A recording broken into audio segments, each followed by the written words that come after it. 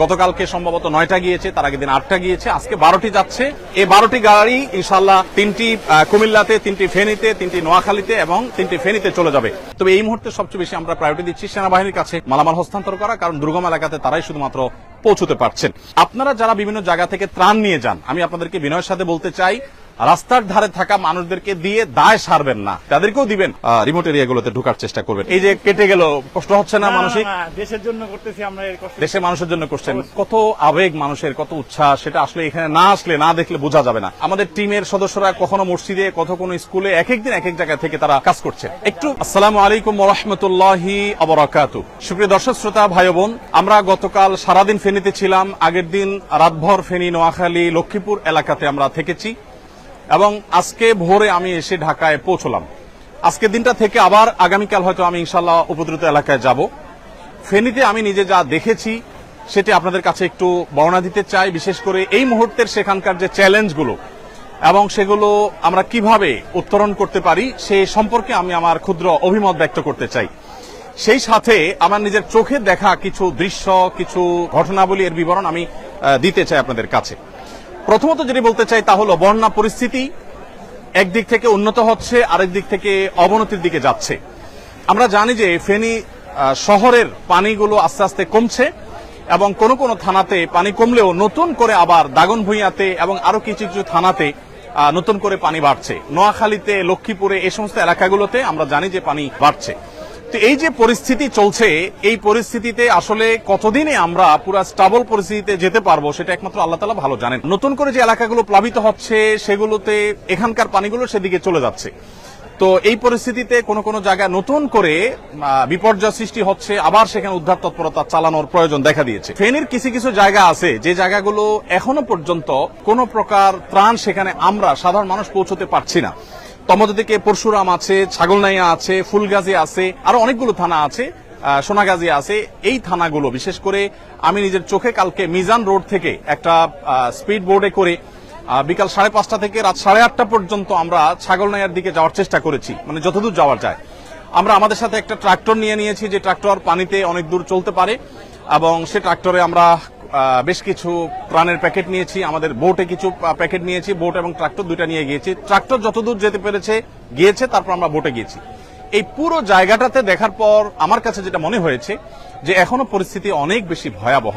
বিশেষ করে শত শত হাজার হাজার মানুষ গলা পানিতে তারা এই রোডটা দিয়ে, হসপিটাল রোড যেটাকে সদর হসপিটাল রোড বলে, এই রোডটা দিয়ে তারা পরশুরাম এবং ছাগলনাইয়ার দিকে যাওয়ার চেষ্টা করছেন। অনেকের পরিবার দূরের কোনো গ্রামে, কোনো বিল্ডিং এর ছাদে আশ্রয় নিয়েছে, তারা শহর থেকে তাদের জন্য ওষুধ নিয়ে যাচ্ছেন। এক একজন এক একটা অবস্থা। আমরা চেষ্টা করেছি সেখানে যাদের কাছে খাবার নাই তাদের পরিবাররা এসছেন বা ওইদিকে যাচ্ছেন, তাদের কাছে আমরা শুকনো খাবার দিয়ে দেওয়ার চেষ্টা করেছি আমি নিজে হাতে। ওখানে যে অবস্থা, তার সবচেয়ে সে অবস্থাটাকে কঠিন থেকে কঠিনতর করে দিয়েছে যোগাযোগ ব্যবস্থা আর যে সমস্যা সেটি। আমরা জানি সেখানে মোবাইল যোগাযোগ ব্যবস্থা অনেকটাই ভেঙে পড়েছে কোন কোন জায়গায়। আমাদের যারা টিম মেম্বাররা আছে কাজ করছে তাদের একজন আরেকজনের সাথে কোঅপারেশন করতে পারছে না।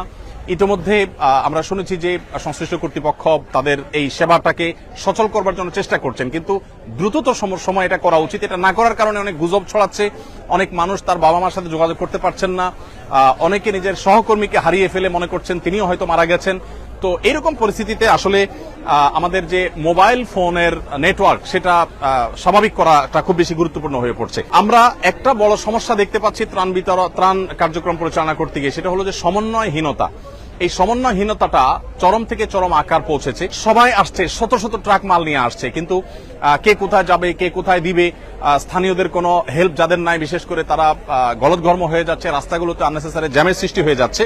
তো এই জায়গাটাতে কাজ করা উচিত। আমরা সুন্নাহ ফাউন্ডেশন থেকে ভাবছি যে আমরা এই সমন্বয়ের কাজটা করব ইনশাআল্লাহ। একটা সময় হয়তোবা সমন্বয় এর জন্য আমরা একটা ডেডিকেটেড টিম তৈরি করব, যারা আসলে সারা দেশ থেকে ত্রাণ নিয়ে আসা ভাইদেরকে হেল্প করবে এবং বিতরণ কাজে আমরা ইনশাআল্লাহ ভূমিকা রাখবো। আপনারা দেখতে পাচ্ছেন এখানে আজও ত্রাণ কার্যক্রম চলছে। এখানে অর্ধেক মালামাল লোড হয়ে গেছে, বাকি যে মালামালগুলো আছে সেগুলো লোড হচ্ছে। প্রতিদিন আমরা এখানে 8 থেকে 10টা ট্রাক, কোন কোন ক্ষেত্রে কাভার্ড ভ্যান বোঝাই করে আমরা স্পটে পাঠিয়ে দিচ্ছি। আজকে আমরা দেখতে পাচ্ছি যে ট্রাক এখানে লোড হচ্ছে আগামীকালকে বিতরণের জন্য। আজকে রাতে ইনশাআল্লাহ আমাদের এখান থেকে চলে যাবে হলো 12টি ট্রাক এবং কাভার্ড ভ্যান আজকে প্রস্তুত হয়েছে। অর্থাৎ এখানে যে মাল দেখতে পাচ্ছেন এই মালগুলো হলো আগামীকালকে বিতরণ হবে। প্রতিদিন এখান থেকে 8টা, 9টা, 10টা, 12টা করে ট্রাক। গতকালকে সম্ভবত 9টা গিয়েছে, তার আগের দিন 8টা গিয়েছে, আজকে 12টি যাচ্ছে এবং ইনশাআল্লাহ আগামী কালকে পরশু এভাবে যেতে থাকবে। কাভার্ড ভ্যানের ক্ষেত্রে একটু বলে রাখতে চাই, স্ট্রিট ফাস্ট তারা তাদের জায়গা থেকে তারা যত লরির প্রয়োজন হয় তারা সেটা আমাদেরকে দিয়ে হেল্প করছেন। 4টা গাড়ি আজকে দিয়েছেন এবং সর্বক্ষণ তারা হেল্প করছে এবং যত গাড়ি লাগে তারা দিবে বলেছেন। ইতিমধ্যে কয়েকদিন ধরে তারা গাড়ি দিয়েছেন। আমরা এখানে স্ট্রিট ফাস্টের গাড়িগুলো দেখতে পাচ্ছি, এই গাড়িগুলো দাঁড়িয়ে আছে আর যারা সিরিয়ালে দাঁড়িয়ে আছেন তারা মূলত গাড়িগুলো লোড করছেন। একটা গাড়ি লোড হয়ে গেছে, আমরা জানি, সেটা দরজা বন্ধ করা হচ্ছে। এই গাড়িটা চলে গিয়ে আরেকটা গাড়ি এখানে দাঁড়ালে সেটাতে আবার লোডের কাজ শুরু করা হবে। তো এভাবে একটার পর একটা গাড়ি যখন লোড হয় তখন এটা পাশে সিরিয়ালে দাঁড় করানো হয় এবং একসাথে এগুলো উপদ্রুত এলাকায় চলে যায়। আমরা এখানে দেখতে পাচ্ছি নতুন করে শেড হয়েছে, সেই শেডে আমাদের ভাইয়েরা তেল ইত্যাদি প্যাকেজ করেছে, সেগুলো তেল ইত্যাদি প্যাকেট করছে, সেগুলো রাখার কাজ করছে। আমি পাশাপাশি আরেকটা আপডেট একটু হেল্প চাই আপনাদের। জাযাকুমুল্লাহ খাইর, সবাই ভালো আছেন? আপনারা কি নতুন ট্রাকের অপেক্ষায় আছেন? মাশাআল্লাহ। তাহলে আমরা ভাইদের সাথে কথা বলতে বলতে আগেই, আপনারা কাজও করবেন আবার দোয়াও করবেন। বিশেষ করে উপদ্রুত এলাকাতে যে মানুষ কষ্টে আছে সে কষ্ট লাঘব যেন হয়। প্রত্যেকে সর্বোচ্চ আন্তরিকতা দিয়ে কাজ করব, পরিশ্রম করব আল্লাহর জন্য এবং নিজের সর্বোচ্চ বেটারটুকু আমরা দেব ইনশাআল্লাহ। এবং আমাদের যে সমস্ত ভাইরা কাজ পাচ্ছেন না, আপনারা জানেন যে এখানে শত শত হাজার হাজার মানুষ কাজের জন্য আসছেন, যারা কাজ পাচ্ছেন না তারা অন্যদেরকে সাধারণত বলে থাকেন যে আপনারা একটু সরেন, আমরা একটু কাজ করি আপনাদের জায়গায়, আপনি একটু রেস্ট করেন। তো এরকম একটা কম্পিটিশন এখানে চলছে আলহামদুলিল্লাহ। বাংলাদেশের মানুষ একে অন্যের জন্য যে জীবন দিতে প্রস্তুত, বিশেষ করে জাতীয় দুর্যোগে যে সবাই ঝাঁপিয়ে পড়তে প্রস্তুত, সে বিষয়টি আমরা আবারও খুব ভালোভাবে প্রত্যক্ষ করলাম। আপনারা নীরবতার সাথে আবার কাজ শুরু করে দেন, মাশাআল্লাহ, জাযাকুমুল্লাহ খাইর। এখানে নতুন আরেকটা ট্রাক কাভার্ড ভ্যান সিরিয়ালে এসেছে, সেটাতে মাল লোড হওয়া শুরু হয়েছে। আমরা জানি যে অনেকগুলো কাভার্ড ভ্যান ভরা হয়ে গেছে। আজকে সাকুল্যে আমাদের 12টি কাভার্ড ভ্যান এবং ট্রাক মিলিয়ে সাকুল্যে 12টি গাড়ি ইনশাআল্লাহ বোঝাই হবে। এই 12টি গাড়ি ইনশাআল্লাহ 3টি কুমিল্লাতে, 3টি ফেনীতে, 3টি নোয়াখালীতে এবং 3টি ফেনীতে চলে যাবে। তবে আমরা আশা করছি যে আরো কিছু মালামাল প্রস্তুত হলে আমরা সেটা বাংলাদেশ সেনাবাহিনীর কাছে ইনশাআল্লাহ আমরা হস্তান্তর করব। আমি আপনাদেরকে একটু বলতে চাই, যারা ঢাকা থেকে ফেনী যাচ্ছেন, বিশেষ করে ত্রাণ কার্যক্রম পরিচালনা করার জন্য যারা যাচ্ছেন, তারা যদি কিছু বিষয় খেয়াল রাখেন তাহলে খুব বেশি ভালো হয়। কুমিল্লা বিশ্ব রোড পদুয়ার বাজার যেটা, এটা হয়ে সোনাইমুড়ি হয়ে চৌমুহানি হয়ে আপনি ফেনীতে গেলে এই রুটটা তুলনামূলকভাবে সেফ এবং ভালো রাস্তাটা। আর সরাসরি যারা ফেনীতে যাচ্ছেন, মাইলকে মাইল সিরিয়াল পড়ে থাকছে গাড়িগুলো এবং বেশ কঠিন একটা পরিস্থিতি তৈরি হচ্ছে। অতএব এটা হলো যাওয়ার ক্ষেত্রে আমরা বলবো, অনেকে স্পিড বোট এবং নৌকা নিয়ে যাচ্ছেন, তাদের ক্ষেত্রে একটা সতর্কীকরণ আমি করতে চাই যে স্পিড বোট যারা নিচ্ছেন, এক্সপার্ট ড্রাইভার যেমন নিবেন, আবার রিপেয়ারের ব্যবস্থাও যেন থাকে। অনেকে নৌকা নিচ্ছেন, নৌকা পানিতে ছেড়ে দিচ্ছেন আর ছিদ্র হয়ে যাচ্ছে, সেখানে রিপেয়ার, কারণ সেখানে তো আসলে নদী নির্ভর বা খাল নির্ভর। অতএব সেখানে আমরা বলবো যে আপনারা যথাসম্ভব রিপেয়ারের ব্যবস্থা রাখবেন। কোথাও ফুটা হয়েছে, আঠা দিয়ে আবার পানিতে নামাই দিলেন, আবার সে নৌকা ডুবে যাচ্ছে। তো রিপেয়ারিং এর ব্যবস্থা না থাকলে সেটা বেশ ঝামেলার তৈরি করছে সেখানে। আরেকটা গুরুত্বপূর্ণ বিষয় হলো যে এলোপাতাড়ি সেখানে চলছে সবকিছু। সেখানে সাধারণ জনগণ যার যার উদ্যোগে, প্রশাসনের লোকজন, পুলিশ ভাইরা কেউ কেউ দেখা যায় সেখানে অ্যাক্টিভ আছেন। এটা আরো বাড়াতে হবে। বিশেষ করে আমরা যদি সেখানে ব্যাপকভাবে চাই যে মানুষের কাছে ত্রাণ পৌঁছাক, তাহলে এই চলাফেরাগুলো স্মুথ করার ব্যবস্থা করতে হবে। আমরা দেখতে পেয়েছি মিজান রোড থেকে বিভিন্ন এলাকাতে, বিশেষ করে থানা পর্যায়ে ত্রাণ পৌঁছানোর জন্য, আত্মীয়স্বজনের খোঁজ খবর নেওয়ার জন্য মানুষ পরিশ্রম করছে, চেষ্টা করছে, কিন্তু তেমন কিছু করতে পারছে না। এখানে নতুন একটি লরি লোড হচ্ছে আলহামদুলিল্লাহ আমরা দেখতে পাচ্ছি। আসসালামু আলাইকুম, সবাই ভালো আছেন? মাশাআল্লাহ, সবাই খুশি তো? আপনারা কাজ করতে পেরে সবাই খুশি? মাশাআল্লাহ, ফাইন, মাশাআল্লাহ। সাইফুল্লাহ ভাই শুরু থেকে ভলান্টিয়ার সার্ভিস দিচ্ছেন, জ্বর আসছে আজকে, তারপরে বেচারা চলে আসছেন তো কিছু অপেক্ষা করে। আল্লাহ তাআলা তাকে উত্তম বিনিময় দান করুন, জাযাকুমুল্লাহ খাইর। আমি যেটা বলছিলাম যে সেখানে যারা যাচ্ছেন, আমি তাদের উদ্দেশ্যে বলতে চাই যে আপনারা মেহেরবানি করে যথেষ্ট প্রস্তুতি নিয়ে যাবেন। মোবাইল নেটওয়ার্কের সমস্যাটা হয়তো কেটে যাবে, কিন্তু স্পিড বোট এবং নৌকা যারা নিচ্ছেন তারা রিপেয়ারের ব্যাপারটা একটু দেখবেন। আরেকটা গুরুত্বপূর্ণ বিষয় আমি বলতে চাচ্ছি, সেটা হলো যে আমাদের আসুন্নাহ ফাউন্ডেশন থেকে আমরা যে ত্রাণ কার্যক্রম পরিচালনা করছি, আমাদের জেলা পর্যায়ের যে এখানে কিছু পানি রাখা আছে যেগুলো আমাদের ভলান্টিয়ারদের জন্য লাগছে, আবার কিছু কিছু ত্রাণের জন্য যাচ্ছে। ভলান্টিয়ারদের নাস্তা এবং দুপুরের খাবারের ব্যবস্থা আমরা রেখেছি আলহামদুলিল্লাহ। আমি যেটা বলতে চাচ্ছিলাম যে জেলা ভিত্তিক আমাদের যে পয়েন্টগুলো আছে, ফেনীর কার্যক্রমটা আমরা দাগনভূঞা থেকে পরিচালনা করছি এবং নোয়াখালীর যে কার্যক্রম সেটা আমরা পরিচালনা করছি হলো নোয়াখালীর একটা মাদ্রাসা থেকে, সেটা দাগনভূঞার খুব কাছাকাছি। আবার আরেকটা জায়গা নোয়াখালীর নতুন করে আমাদের তৈরি হচ্ছে, সেখান থেকে কার্যক্রম পরিচালনা করা হবে ইনশাআল্লাহ। আমরা আল্লাহ যদি তৌফিক দান করেন নোয়াখালী এবং ফেনীর প্রত্যেকটা এলাকাকে কভার করব। লক্ষ্মীপুরের আমাদের যে পয়েন্ট সেটি হলো টুমচর থেকে আমরা আমাদের কার্যক্রম পরিচালনা করছি এবং টুমচর মাদ্রাসা থেকে লক্ষ্মীপুরের চতুর্দিকে আমরা যতদূর সুযোগ পাচ্ছি ততদূর আমরা কাজ করছি। আর কুমিল্লাতে ঢাকা কুমিল্লা মহাসড়কের উপর একটা বড় মাদ্রাসাকে আমরা ক্যাম্প করেছি, সেটাকে মূল পয়েন্ট করে সেখান থেকে আমরা আমাদের সমস্ত মালামালগুলো রেখে ছোট ছোট গাড়িতে করে ট্রলারে করে সেগুলো বিভিন্ন এলাকায় পাঠিয়ে দিচ্ছি। তবে এই মুহূর্তে সবচেয়ে বেশি আমরা প্রায়োরিটি দিচ্ছি সেনাবাহিনীর কাছে মালামাল হস্তান্তর করা, কারণ দুর্গম এলাকাতে তারাই শুধুমাত্র পৌঁছতে পারছেন। আমি একটা কথা বিশেষভাবে বলতে চাই, সাধারণ মানুষ যারা এখনো বিভিন্ন জায়গায় আটকে আছেন তাদেরকে উদ্ধারের কাজটা আরো জোরদার হওয়া উচিত। আমাদের সেনাবাহিনী এবং নৌবাহিনী, বিমান বাহিনী সহ বিভিন্ন বাহিনীর সদস্যরা ব্যক্তিবর্গ তারা তাদের জায়গা থেকে কাজ করছেন, কিন্তু আমার কাছে মনে হয়েছে যে রিমোট এরিয়াগুলোতে অনেক মানুষ 2 দিন 3 দিন না খেয়ে আছে, বিশুদ্ধ পানি নেই, হাহাকার চলছে।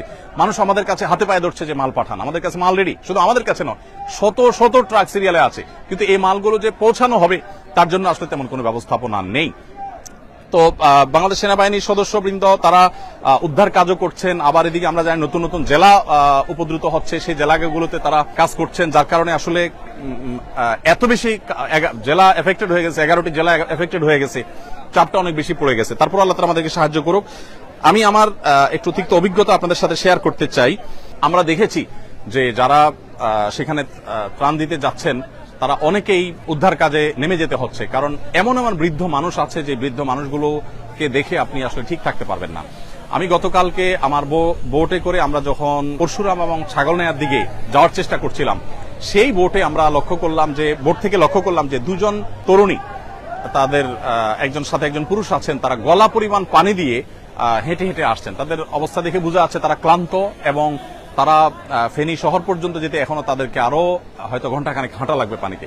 আমি আমার বোট থেকে কিছু লোককে নামিয়ে তাদেরকে তুলে নিলাম এবং জিজ্ঞেস করলাম যে আপনাদের কি অবস্থা, আমাদেরকে একটু বলেন। তখন তারা বললেন যে তাদের মা গত 4 দিন 5 দিন যাবৎ পর্যন্ত তাদের মায়ের সাথে কোনো যোগাযোগ করতে পারছেন না, তিনি আদৌ বেঁচে আছেন না মারা গেছেন তারা জানেন না। তারা বলেছেন যে আমরা ঢাকা চিটাগাঙে ভাই বোন থাকেন, তারা এসে মহিপাল একটা হোটেলে উঠেছেন এবং প্রতিদিন গত 4-5 দিন যাবৎ প্রতিদিন সকালে তারা এই পানি ভেঙে মালকে মাল তারা যেতে থাকেন কিছু দূর যাওয়ার পর। আর তাদের 4-5 দিন যাবৎ তারা প্রতিদিন সকালবেলা ফজরের পর থেকে নিয়ে তারা হাঁটা শুরু করেন, অনেক দূর পর্যন্ত যান, 3 কিলোমিটার 4 কিলোমিটার 5 কিলোমিটার পর্যন্ত তারা যান, কিন্তু সেখানে গিয়ে আসলে কোনো কুলকানা করতে পারে না। কিছু দূর যাওয়ার পরে দেখা যায় পানি কম, স্কুল চলছে না, আবার কিছু দূর যাওয়ার পর অনেক গভীর, হেঁটে যাওয়া যাবে না। মানে পুরো পরিস্থিতিটা এমন যে রিমোট এরিয়াতে আসলে কোনোভাবে মানুষ যে সেখানে ঢুকবে, সেখানে গিয়ে উদ্ধার কাজ করবে বা ত্রাণ তৎপরতা চালাবে, এই কাজগুলো করতে পারছে না। এগুলো তো বটেই, এমনকি যেটা বললাম আত্মীয় স্বজনকে না পেয়ে মানুষ কিন্তু দিশেহারা, মানুষ কিন্তু নানাভাবে প্রত্যেকটা মানুষ কষ্টে আছে।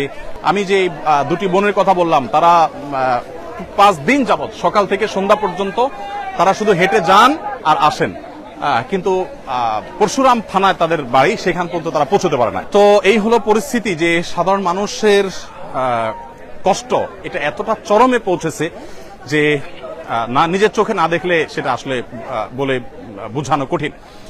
আমি অনেক মানুষের সাক্ষাৎকার নেওয়ার চেষ্টা করেছি। এক ভাইকে পেয়েছি, ইয়াং ম্যান, তিনি কুমিল্লায় চাকরি করেন কোথাও, সেখান থেকে তিনি এসেছেন।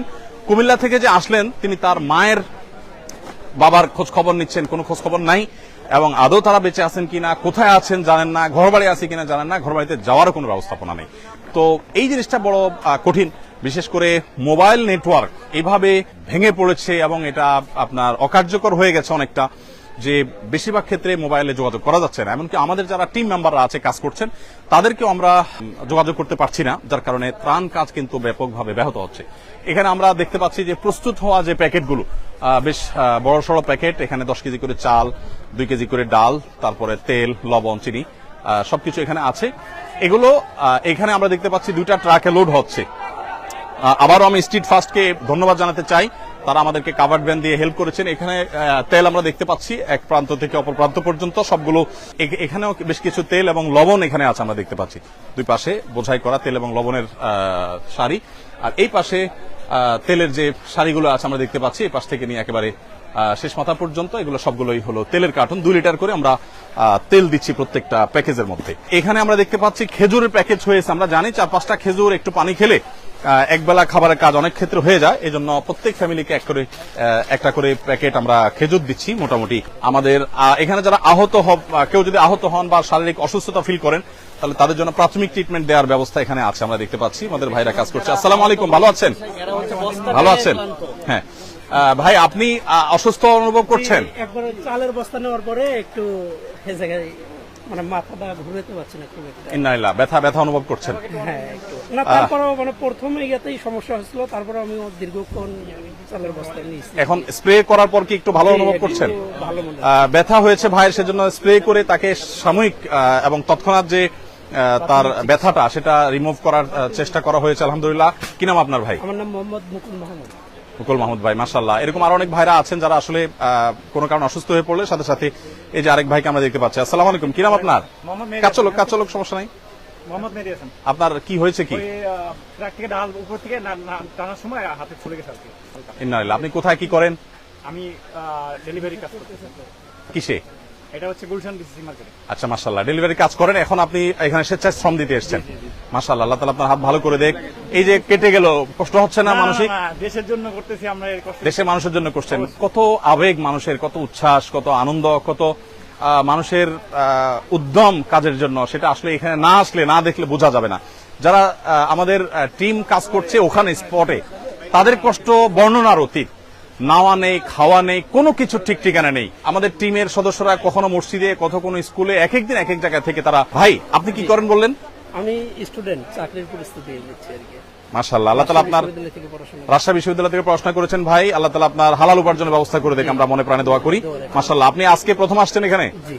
মাশাআল্লাহ, আল্লাহ তাআলা কবুল করুক। জাযাকুমুল্লাহ খাইর। ইনশাআল্লাহ। তো আমরা দেখেছি এখানে মাশাআল্লাহ কাজটা, খেজুরের কাজটা এখানে হচ্ছে। খেজুরের পাশাপাশি এখানে দেখতে পাচ্ছি খেজুরের স্তূপটা এখানে আছে, এখানে কার্টুনগুলো রাখা আছে। এখান থেকে খেজুর প্যাক হয়ে এখানে আসছে এবং আমরা বস্তার লাইনটা একটু দেখাতে চাই। একেবারে নরমাল খেজুর দিলে অনেকেই খেতে পারবেন না বা ভালো লাগবে না, সেজন্য আমরা মিডিয়াম কোয়ালিটি অন্তত যাতে এনশিওর করা যায় সেজন্য চেষ্টা করেছি আলহামদুলিল্লাহ। আসসালামু আলাইকুম, আপনারা ক্লান্ত, রেস্ট করতেছেন? আচ্ছা, ঠিক আছে। এইদিকে আমরা দেখতে পাচ্ছি এগুলো হলো আমাদের ডাল, মসুর ডাল। এগুলো কিন্তু আজকের, এগুলো আমরা যা দেখতে পাচ্ছি সব কিন্তু আজকের মালামাল। প্রতিদিন এর মালামাল প্রতিদিন আসে, এই সাইড থেকে ট্রাকে আনলোড হয়, প্যাকেট করার পর সেটা আবার লোড হয়ে চলে যায়। তো এদিকে আমরা দেখতে পাচ্ছি মসুর ডাল, সেটা 2 কেজির প্যাকেট এখানে ভর্তি হয়ে বড় প্যাকেজের মধ্যে সেটা ঢুকে যাচ্ছে। এখানে আমরা দেখতে পাচ্ছি এগুলো হলো চাল, ওই পাশে চালের স্তূপ। আজকে যেহেতু দিনের অনেকটা শেষ, অতএব কাজ হয়ে গেছে। এখানে যে চাল দেখতে পাচ্ছি আমরা, সেটা আজকের যে কাজ সেটা হয়তো 50% হবে না, 1/3 হয়তো বা হতে পারে। বাকি কাজগুলো আমাদের হয়ে গেছে। এগুলো সবগুলো কাজ হবে, আবার সেগুলো লোড হবে। এগুলো 10 কেজি করে চালের প্যাকেট এখানে আছে, যেগুলো এখানে স্তূপ আছে। ওই পাশেও চালের বেশ কিছু বস্তা আছে। তো প্রিয় দর্শক, আমি শেষ করব, বিশেষ করে আরো একটা পয়েন্ট আপনার সাথে শেয়ার করতে চাই। সেটা হলো যে আমরা জেলা ভিত্তিক প্রত্যেকটা জেলাতে আমাদের পয়েন্ট করেছি, সেখানে আমাদের টিম কাজ করছে আলহামদুলিল্লাহ।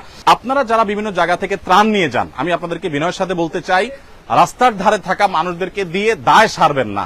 রাস্তার পাশে থাকা মানুষগুলোও নিডি, তাদেরকেও দিবেন ডেফিনেটলি, কিন্তু সেখানে দিয়ে দায়মুক্ত হওয়ার চেষ্টা করবেন না। আমরা গতকালকে দাগনভূঞার একেবারে ভেতরে যাওয়ার চেষ্টা করেছি। 3 ঘন্টা ট্রাক্টর, তারপরে নৌকা, বিভিন্ন কিছুতে করে একদম জায়গা পর্যন্ত পৌঁছার আমরা চেষ্টা করেছি।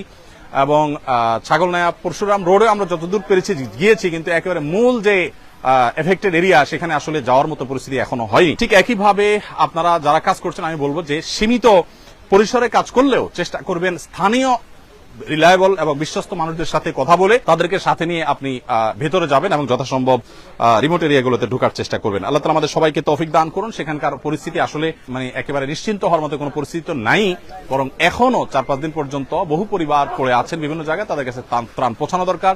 বাংলাদেশ সেনাবাহিনী সহ অনেকগুলো বিশ্বায়িত প্রতিষ্ঠান, প্রশিক্ষিত বাহিনী, তারা কিন্তু সেখানে তাদের মতো করে কাজ করছে এবং তারা ত্রাণ পৌঁছানোর চেষ্টা করছে। সেটা আরো বলিষ্ঠভাবে, আরো শক্তিশালীভাবে যেন হয়, আমরা সেজন্য দোয়া করি।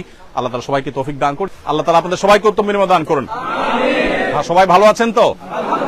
আপনি এদিকে আসেন। কি নাম আপনার? আমার নাম মোহাম্মদ আনিসুর রহমান। আপনি কি করেন? আমি এভাবে বিজনেস করি। একটু ওইদিকে দাঁড়ান, ওইদিকে দাঁড়ান। বিজনেস করি। আচ্ছা, কিসের বিজনেস? আমার প্যাকেজিং বিজনেস আছে। আচ্ছা, আপনি কি ভলান্টিয়ার সার্ভিস দিতে আসছেন না ডোনেশন দিতে আসছেন? আমি ভলান্টিয়ার সাপোর্ট দিতে আসছি। মাশাআল্লাহ। আপনি কখন আসছেন আজকে?